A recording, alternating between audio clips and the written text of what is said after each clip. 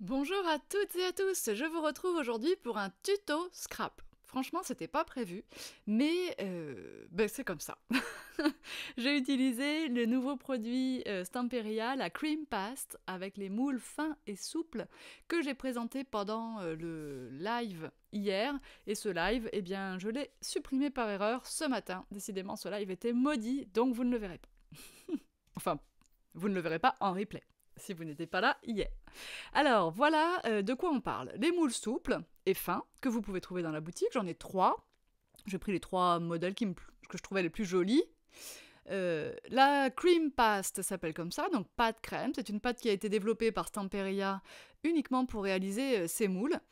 Je me suis interrompue, pardon. Cette pâte, quand elle va sécher, va rester complètement souple. Et ça va être assez agréable. Donc je vous montre comment on remplit le moule. Une fois que vous avez étalé votre pâte comme ça, donc une couche... voilà, faut qu'on pense qu'on va pouvoir le récupérer comme une feuille de papier finalement après. Donc il faut quand même que ça dépasse un petit peu, si je peux m'exprimer comme ça, enfin que ça remplisse bien tous les trous puis que ça dépasse un petit peu.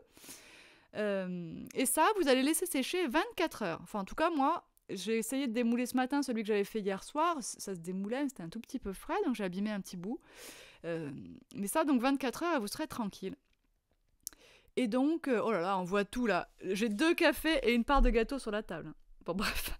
Donc, quand vous démoulez, voilà ce qui se passe. Là où ça accroche un peu, c'est qu'en fait, c'était pas tout à fait sec. Bon, faut dire que ces moules sont remplis de détails. Alors moi, j'ai trouvé ce principe assez sympa. Je vous dis tout de suite qu'avec un petit pot de cream paste, vous allez faire 4 à 5 moules au format A5. Donc c'est pas si cher que ça, et surtout à l'utilisation, je trouve ça assez pratique, parce que à la différence d'un pochoir où vous allez étaler de la pâte à structure dedans avec la spatule, d'abord là vous risquez pas de vous tromper, et puis ensuite vous allez pouvoir réutiliser des petits bouts plus tard, positionner vraiment l'endroit qui vous plaît le plus. Enfin voilà, je trouve ça assez pratique. C'est pratiquement le même temps de séchage, au niveau coût c'est pas si différent, hein.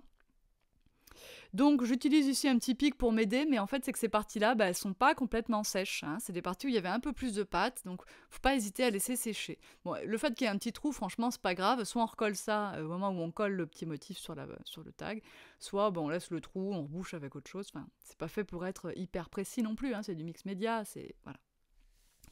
Donc je me retrouve avec un joli motif que je vais pas utiliser en entier, j'aurais pu.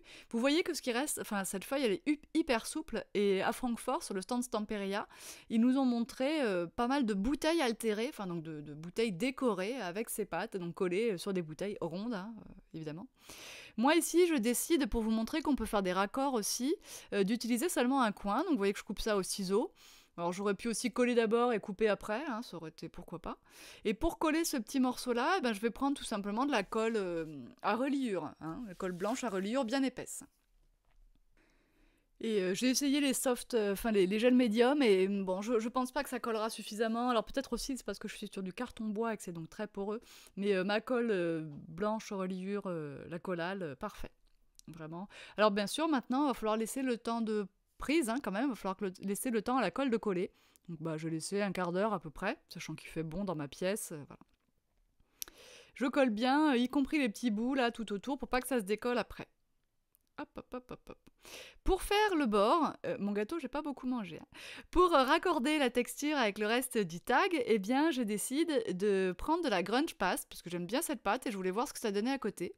Donc je mets un peu de grunge paste, comme ça j'aurai tout un tag un petit peu structuré, voilà, c'est le cas, puisqu'on met de la pâte à structure. Cette grunge paste, elle a un petit peu la même finition, un petit peu, je sais pas, comme dire, plastique, hein. C'est pas comme le plâtre, c'est un peu plus brillant. Vous voyez qu'elle est pas blanche, mais on s'en fiche royalement, puisqu'on va peindre, hein, par-dessus. Et donc sur cette pâte, eh bien, je vais appliquer un petit peu de texture. Alors je vais choisir, d'abord j'enlève là où j'en ai mis un peu trop, et puis je vais choisir, après avoir bien réfléchi, un art printing Caramel, un fond avec des petits pois. Et donc je l'applique aléatoirement, juste pour appliquer un peu de texture dans ma pâte à texture, dans ma grunge paste Paper Artsy.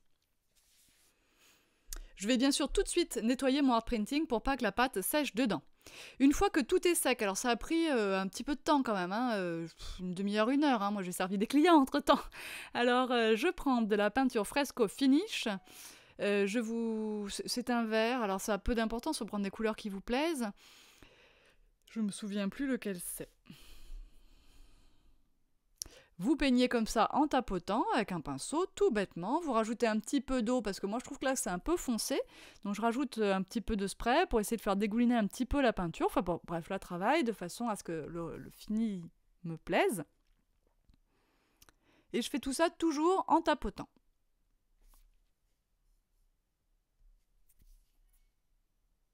C'est zucchini le vert, j'arrive à lire. Oups, j'ai vu les 2 premières lettres et c'est bon.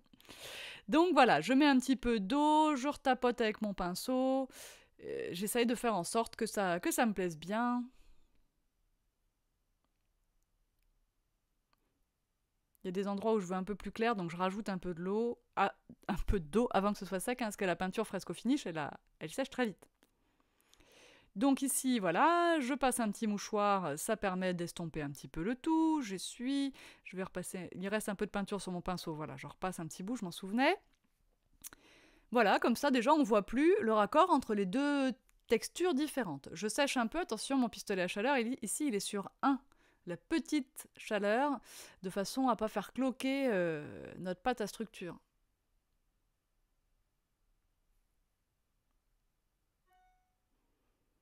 Donc bien sûr, quand on est pressé, on fait sécher comme ça, sèche-cheveux, pistolet à chaleur, et puis sinon on laisse ça sur un coin de la table, puis on y revient un petit peu plus tard, quand on a fini le goûter, le café.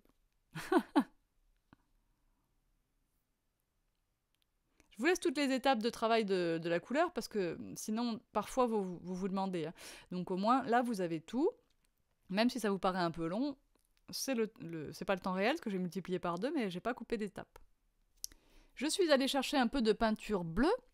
Ce bleu s'appelle, j'essaye de lire, Jade. C'est un bleu opaque. Vous savez que chez Paper Arty, comme chez Amsterdam d'ailleurs, mais j'ai pas encore mis les peintures Amsterdam sur le site, on nous dit si la peinture va être opaque, semi-opaque ou carrément translucide. Donc ça nous aide un petit peu. Là, je savais que je voulais une couvrance, donc j'ai pris une teinte opaque. Et donc vous voyez, avec mon gros doigt de mousse que je vous ai présenté hier aussi dans le live d'ailleurs, je passe de la peinture et j'irai le laver tout à l'heure et il pourra tout à fait me resservir avec d'autres couleurs sans aucun problème. Et je trouve ça très pratique de faire comme ça. Je fais un peu les bords exactement comme je ferais avec de la distress, je passe bien sur mes reliefs, je vais en rajouter un petit peu, enfin voilà, je fais en sorte que ce bleu soit sur les reliefs de la cream paste, Stamperia, mais j'en rajoute aussi un peu ailleurs. Je prends un spray Lindy's bleu et je vais faire juste quelques gouttes comme ça, ça va me permettre d'ajouter une touche irisée. Vous voyez que c'est quand même un bonheur de travailler sur ces glaces mat. Même s'ils sont pas faits pour poser la tasse de café, les ciseaux et tout, ils sont faits pour travailler. Je me retrouve à être dans un tout petit coin, mais bon, je suis sûre que ça vous le fait à toutes. Alors vous voyez, c'est bien avec cette pâte, si je voulais, je pourrais en découper un petit morceau, le reposer ailleurs, c'est ça que je veux vous montrer ici. Bon, bah moi j'aime bien, franchement, il n'y a rien de perdu là-dedans, non, je trouve ça cool. Alors, maintenant, j'ajoute un peu d'infusion, parce qu'il n'est pas fini ce tag, il manque des trucs. Je choisis Green Man en premier, que je mets en haut, et que je vais essayer de faire dégouliner un peu dans les creux. Donc je mets de l'eau, et je vais faire dégouliner un peu.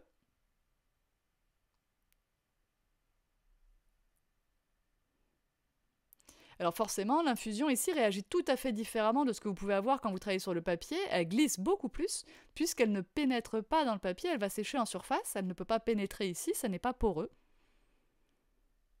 Donc vous allez avoir un résultat du coup beaucoup moins intense en couleur, puisque dès que vous allez repasser un petit sopalin, vous allez pratiquement vous allez enlever beaucoup de couleurs. Mais c'est pas grave, on va comme ça aller de proche en proche, on rajoute un petit peu de poudre. Je vais ensuite sortir la A Bit Jaded, qui se rapproche beaucoup du bleu que j'ai utilisé en peinture. J'en rajoute un petit peu ici, puis je vais en mettre sur la zone juste à gauche du Green Man de tout à l'heure, hop, et je fais couler un petit peu. On rajoute de l'eau pour faire bouger dans le sens qu'on veut, enfin voilà. Je rajoute de l'eau sur la gauche pour essayer d'estomper un peu, de dégrader un peu la couleur, qu'elle soit moins intense pour aller jusqu'à plus d'infusion du tout. J'espère que je suis à peu près claire dans ce que je vous explique. Là, j'enlève ce qu'il y a dans les creux, parce que je veux qu'on continue de voir un petit peu qu'il y a un mot finalement.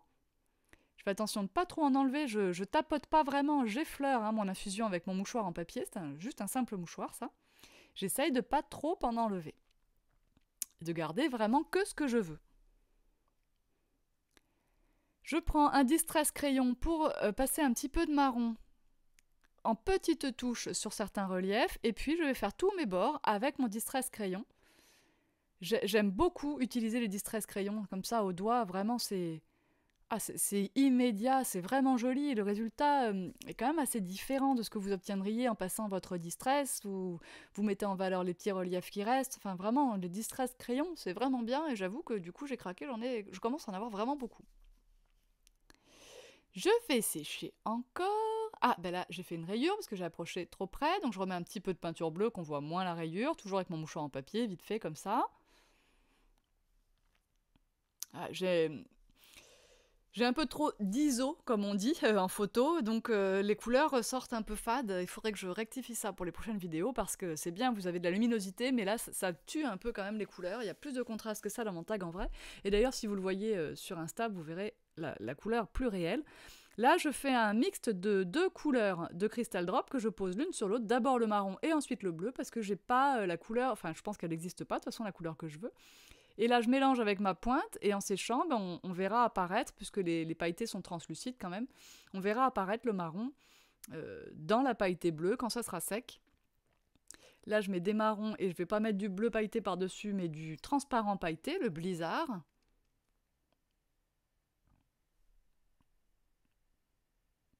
Alors mon blanc, mon transparent pailleté était un petit peu sec là, ça m'a fait un petit pâté pour celui-là, mais bon, c'est pas très grave. C'est comme je vous dis toujours, on cherche pas la perfection, on cherche un joli décor, des couleurs qui nous plaisent, des paillettes ici ou là, et voilà.